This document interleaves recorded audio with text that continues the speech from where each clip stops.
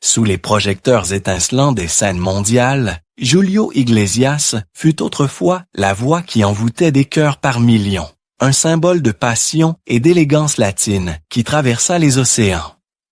Né en 1943 à Madrid, cet homme au destin singulier, ancien gardien de but prometteur au Real Madrid, transforma un accident tragique en une carrière légendaire, vendant plus de 100 millions d'albums et conquérant des publics de tous horizons, y compris en France, où ses ballades romantiques, chantées en français, comme dans l'album Aimer la vie de 1978, devinrent un baume pour une nation en quête de rêve après les tourments de l'après-guerre. Pourtant, derrière cette façade de séduction infinie, se dissimulaient des ombres profondes, des silences lourds qui pesèrent sur son existence. À l'âge de 82 ans, en 2025, lors d'une interview exclusive avec le magazine Hola, publié le 2 avril et au cœur du tournage de sa série documentaire sur Netflix, annoncée le 8 février 2024 et toujours en production selon les mises à jour de The Times du 18 mars 2025, il a enfin rompu ce voile de mystère.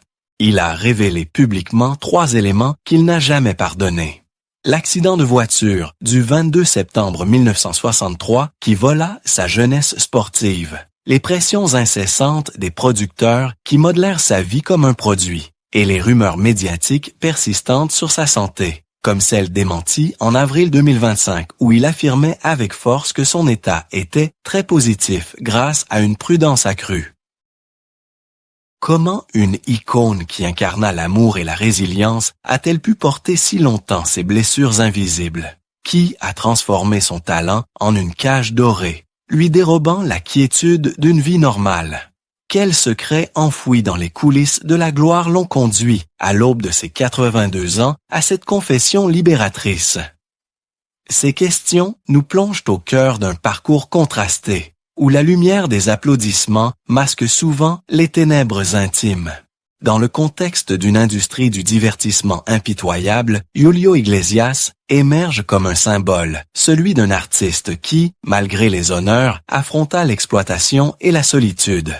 Aujourd'hui, alors que Netflix capture son histoire pour une sortie attendue fin 2025, selon les previews YouTube d'août 2025, nous explorons ce voyage, du sommet à l'abîme jusqu'à cette renaissance tardive où la vérité émerge enfin, rappelant que derrière chaque légende se cache un humain vulnérable.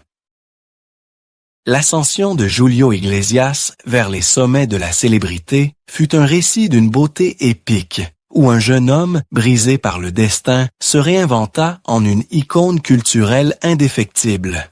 Tout commença après l'accident de voiture du 22 septembre 1963, qui mit fin à sa prometteuse carrière de footballeur au Real Madrid. Alité, pendant des mois, il reçut une guitare d'une infirmière, un geste fortuit qui alluma l'étincelle de sa vocation musicale.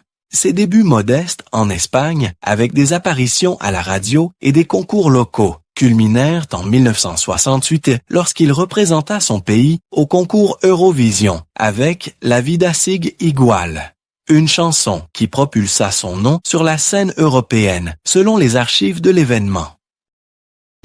Julio Iglesias devint rapidement un symbole de résilience et de romantisme pour une génération post-guerre en Europe, particulièrement en France, où sa voix veloutée offrait un échappatoire aux rigueurs de la reconstruction. En 1978, son album Aimer la vie, entièrement chanté en français et produit en collaboration avec des musiciens parisiens, captura l'essence d'une France en pleine effervescence culturelle, avec des titres qui résonnaient dans les radios, vendus à plus de 500 000 exemplaires dans l'Hexagone seul, d'après les rapports de l'industrie musicale française de l'époque. Chaque apparition télévisée était un événement, où son charisme latin ravivait l'espoir chez un public marqué par les années d'austérité. Il incarna l'idole transfrontalière, un latin lover idéalisé qui transcendait les barrières linguistiques, comme en témoigne son duo avec Charles Aznavour sur To All the Girls I've Loved Before en 1984, une adaptation qui fusionnait les traditions musicales françaises et espagnoles. Au fil des décennies, ses succès s'enchaînèrent avec une précision orchestrée. L'album 1100 Bel Air Place en 1984, enregistré à Los Angeles et featuring des collaborations avec Willie Nelson, propulsa Julio sur le marché américain, atteignant le statut de platine avec plus d'1 million d'exemplaires de vendus, selon les certifications RIAA de cette année-là. Ce disque ne fut pas seulement un triomphe commercial, mais un symbole de sa capacité à conquérir des territoires inexplorés, devenant le premier artiste non anglophone à dominer les charts Billboard. Ses tournées mondiales attiraient des foules immenses, avec des concerts sold out où chaque note évoquait une étincelle de joie collective. Le public le percevait comme l'enfant parfait de la mondialisation naissante, un homme dont la voix soyeuse masquait les épreuves pour offrir un rêve accessible. Ses prix internationaux, tels que le Grammy Latino pour l'ensemble de sa carrière en 2001, soulignaient sa renommée planétaire. Pourtant, derrière cette gloire, les premiers signes de pression émergeaient subtilement, comme la joie initiale de chanter qui se teignait d'une fatigue naissante lors des enregistrements marathoniens. Julio Iglesias n'était pas seulement une vedette, mais un phare culturel pour l'Espagne et une Europe en quête d'unité, où chaque album ravivait l'espoir d'un monde plus harmonieux. Tandis que le monde applaudissait Julio Iglesias comme un conquérant invincible, les coulisses révélaient une réalité plus nuancée, où le poids de la célébrité érodait lentement l'homme derrière l'artiste. Dès les années 1970, au moment où sa carrière explosait avec des albums comme Soy un truán, Soy un señor en 1977, les pressions des producteurs se firent sentir avec intensité. Par exemple, lors de la production de cet album à Madrid, Julio fut contraint à un emploi du temps infernal, privant l'artiste de contrôle sur ses revenus et son rythme de vie, comme il l'a évoqué dans une interview pour El País en 1980, décrivant ses contrats comme des chaînes invisibles. Cette perte d'autonomie s'étendit à des relations tendues avec des figures clés, renforçant un sentiment de vulnérabilité. Son manager Alfredo Fraile, avec qui il collabora de 1969 à 1983, exerça une influence considérable, dictant les choix artistiques et personnels, menant à des conflits que Julio qualifia plus tard de nécessaires mais épuisants dans son autobiographie Amis Hechos con Amor, publiée en 2017. Une autre illustration fut sa relation avec la maison de disques CBS, qui l'obligea à adapter son style pour le marché américain, forçant des duos fructueux commercialement mais épuisants émotionnellement. L'absence de vie normale se fit cruellement sentir. Pas de temps pour des amitiés durables ou une famille stable, Julio passant des mois en tournée, loin de ses enfants nés de son premier mariage en 1971, une union dissoute en 1979 sous ce poids nomade. Les médias amplifièrent ces pressions en imposant une image idéalisée qui contrastait avec la réalité intime. Tandis que le public voyait en lui l'ange séducteur, les coulisses abritaient une solitude profonde, accentuée par les rumeurs sur sa vie privée, rapportées sans filtre par la presse. Cette exposition transforma l'artiste en un produit consommable, comme l'a souligné Julio dans Hola, en avril 2025, évoquant comment ces intrusions avaient érodé sa quiétude.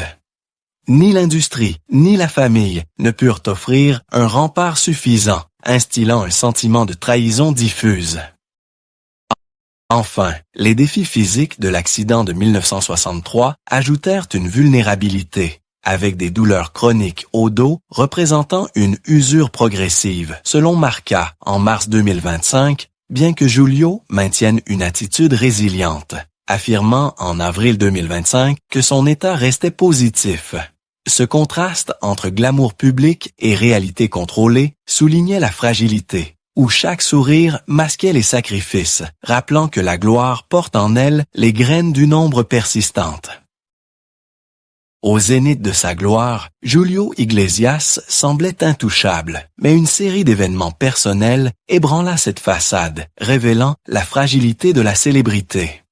L'un des moments les plus dévastateurs survint le 29 décembre 1985, lorsque son père fut enlevé à Madrid par un groupe armé. Un drame qui dura 20 jours avant sa libération, comme rapporté dans El País de janvier 1986 et confirmé par Julio Jr. dans une interview YouTube avec Allison Interviews en 2022. Ce scandale familial frappa l'artiste au cœur, instillant une peur viscérale qui altéra sa perception de la sécurité. Les réactions du public furent un mélange d'empathie et de curiosité, tandis que l'industrie offrit un soutien minimal, laissant Julio affronter seul cette épreuve. En France, les journaux couvrirent l'affaire avec distance, mais l'impact émotionnel fut profond, menant à une désorientation où il questionna sa vie nomade, comme évoqué dans « Hola » en avril 2025. Une autre tragédie émergea avec les défis de santé persistants de l'accident de 1963, culminant en un isolement croissant.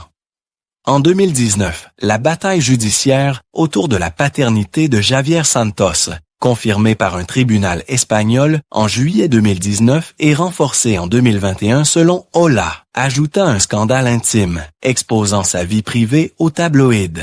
Le public réagit avec choc, certains fans exprimant déception, tandis que l'industrie resta muette, accentuant sa négligence émotionnelle. Face à ces crises, Julio se retira partiellement, optant pour une vie recluse à Miami et aux Bahamas depuis 2011, comme décrit dans El Balad en septembre 2025, choisissant la solitude pour préserver sa paix. Cette période illustrait le prix de la gloire, où l'artiste affronta une crise personnelle, préfigurant sa confession ultérieure. À l'âge de 82 ans, en cette année 2025, Julio Iglesias choisit enfin de lever le voile sur les ombres qui ont hanté son existence, marquant un point culminant émotionnel où l'artiste reprend le pouvoir sur son récit. Ce moment se cristallise lors d'une interview exclusive publiée dans Hola, le 2 avril 2025, où, depuis sa résidence à Miami, il s'exprime avec franchise, démentant les rumeurs sur sa santé et affirmant que son état est très positif grâce à une prudence accrue. Parallèlement, au cœur du tournage de sa série documentaire sur Netflix, annoncée le 8 février 2024 et en production selon The Times du 18 mars 2025, Julio participe activement, transformant ce projet en plateforme pour révéler des vérités enfouies. Dans cette confession, diffusée via des previews YouTube en août 2025, l'artiste nomme 3 éléments qu'il n'a jamais pardonnés, chacun représentant une blessure. Premièrement, l'accident de voiture du 22 septembre 1963, qui brisa sa carrière sportive et imposa des douleurs chroniques, comme un ostéoblastoma bénin au dos, détaillé dans Hola. En avril 2025, transformant cette épreuve en combat résilient. Deuxièmement, les pressions abusives de managers et producteurs des années 1970-1980, confisquant sa liberté créative et personnelle, une rupture de confiance évoquée avec émotion maîtrisée. Troisièmement, le système médiatique propageant des rumeurs incessantes sur sa santé, amplifiant une solitude sans égard pour la vérité, comme souligné dans Marca le 30 mars 2025. Les émotions de Julio, fortes mais contenues, se centrent sur une libération, une reprise de contrôle inspirante plutôt qu'accablante. Les réactions du public sont un mélange de choc et de compassion, avec des fans admirant cette vulnérabilité sur les réseaux, tandis que la presse salue cette transparence comme un tournant pour l'industrie. Ce moment, capturé dans le documentaire Netflix prévu fin 2025, représente une catharsis personnelle et un message sur le droit de narrer sa propre histoire, libérant Julio d'un silence qui l'avait confiné dans une image idéalisée. L'histoire de Julio Iglesias transcende le récit personnel pour illuminer des thèmes universels, invitant à une méditation sur les rouages de l'industrie du divertissement. Ce parcours rappelle la lourde responsabilité de cette industrie, traiter les artistes comme des êtres humains, non comme des produits. Le prix de la gloire, payé en solitude et sacrifice, interroge notre société sur le coût d'un succès éphémère.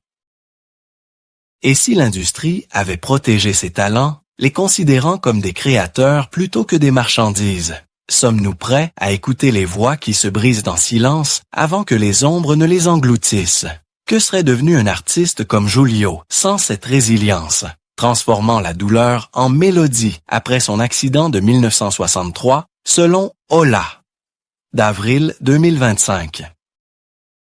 Cette trajectoire incarne celle de nombreux artistes oubliés, des talents émergents aux figures post-guerre en Europe. En France, où Giulio trouva écho avec « Aimer la vie » en 1978, son expérience reflète les luttes contre l'exploitation, rappelant l'empathie collective pour préserver ses voix. Aujourd'hui, à travers son documentaire Netflix fin 2025, Giulio exhorte à écouter avant qu'il ne soit trop tard. En terminant, citons ces paroles percutantes dans Marca en mars 2025. « Je ne cherche pas le pardon. Je veux simplement que mon histoire soit racontée avec ma propre voix. » Une invitation à changer pour une industrie plus humaine.